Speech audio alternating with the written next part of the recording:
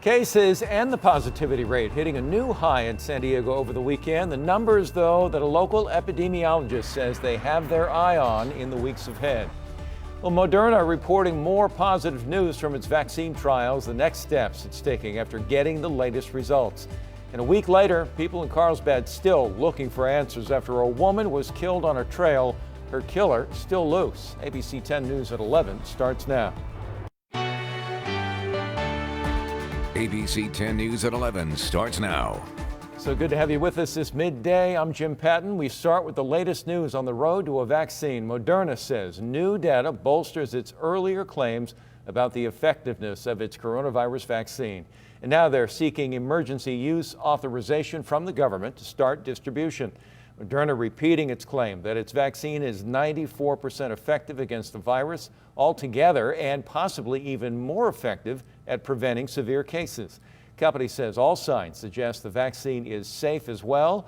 They now join Pfizer, who's also seeking authorization from the FDA. If approved, healthcare workers and people at highest risk would get the vaccine first before wider distribution over the next several months.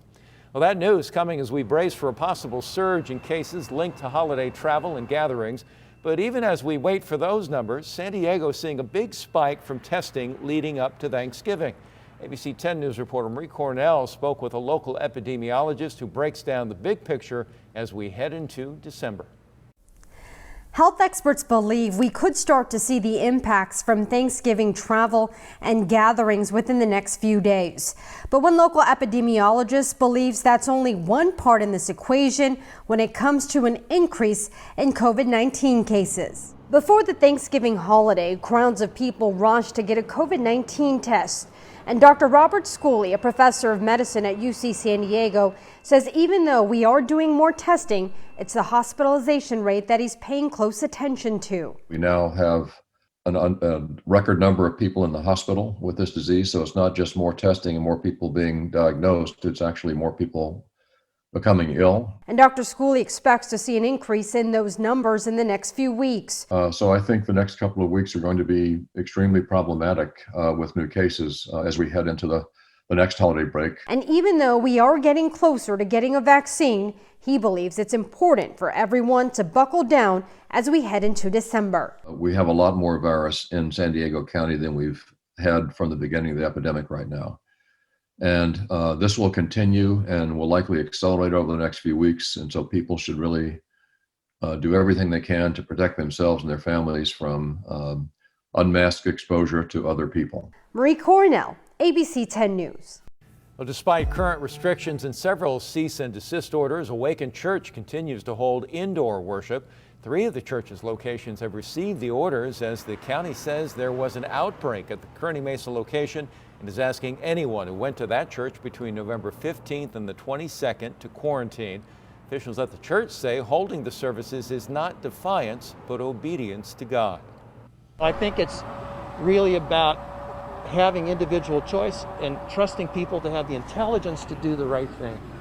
And this church is a wonderful, uplifting message that I think is so positive and hopeful for people in a time where we find ourselves somewhat down.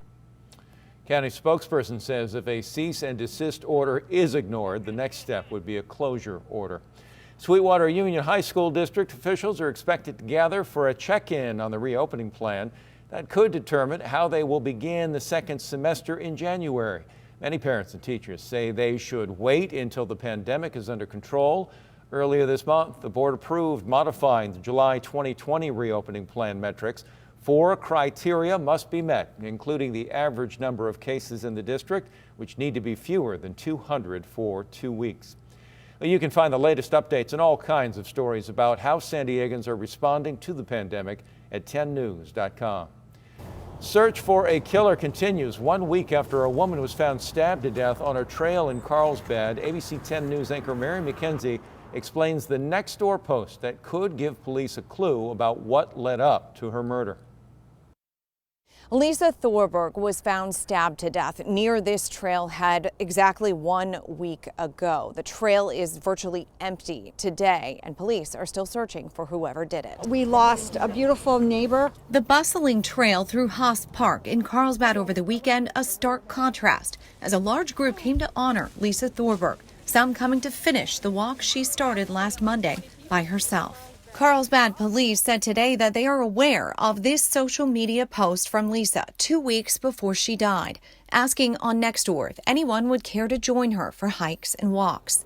They also said today that they're conducting follow-up interviews as it relates to that post and following up on every tip that has come from the public. We don't want our parks taken away from us, and we don't want to live in fear. Police also said their homeless outreach team, crime suppression team, detectives, and patrols have done numerous canvasses and extra patrols of the park, trails, and surrounding area.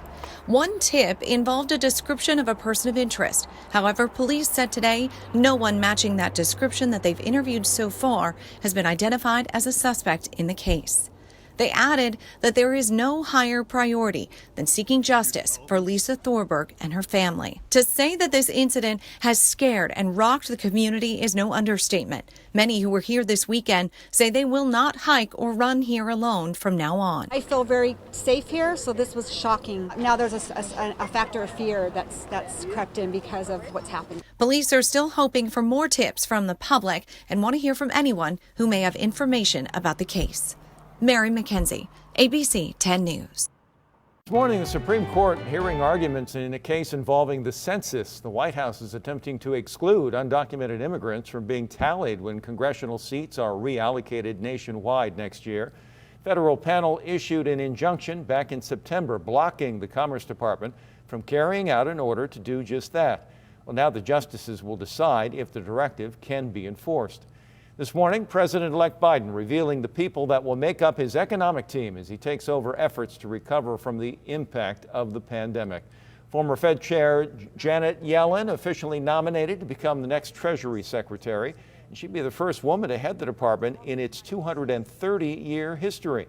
Her nomination coming as Biden gets his first intelligence briefing after a delayed transition. But as ABC's Andrew Dimber reports, the president still pushing back against results despite more losses in court. As Biden steps closer to the Oval Office, a minor misstep has him in a walking boot for a few weeks after he slipped while playing with his dog. President Donald Trump tweeting this get well wish, but messages of positivity for his eventual successor stop there. Trump continues to unleash a torrent of false claims that the election was stolen from him. This election was rigged. This election was a total fraud, and it continues to be as they hide. And the problem we have, we go to judges and people don't want to get involved. For Trump, the losses are mounting. From courthouses to state houses, lawmakers and judges from both parties have rejected most all of Trump's erroneous claims. The partial recount in Wisconsin not faring any better for Trump's whimsical hopes of overturning the will of the voters. Joe Biden actually gained votes in the process paid for by the Trump campaign. Now Trump's former head of cybersecurity, who he fired, joins the chorus of criticism on the president's refusal to accept the reality that he lost fair and square. There was no indication or evidence that there was any sort of hacking or compromise of election systems on, before, or after November 3rd. We did a good job. We did it right. And the Trump campaign just lost another court battle, this time in Pennsylvania when it comes to mail-in ballots. So that's more than 30 losses to date. Still, in public, President Trump is still pleading with judges and legislatures to somehow hand him this election. But for now, the decisions voters made earlier this month still stands, and Joe Biden is on track to be confirmed by the Electoral College next month. Andrew Dimbert, ABC News, Washington.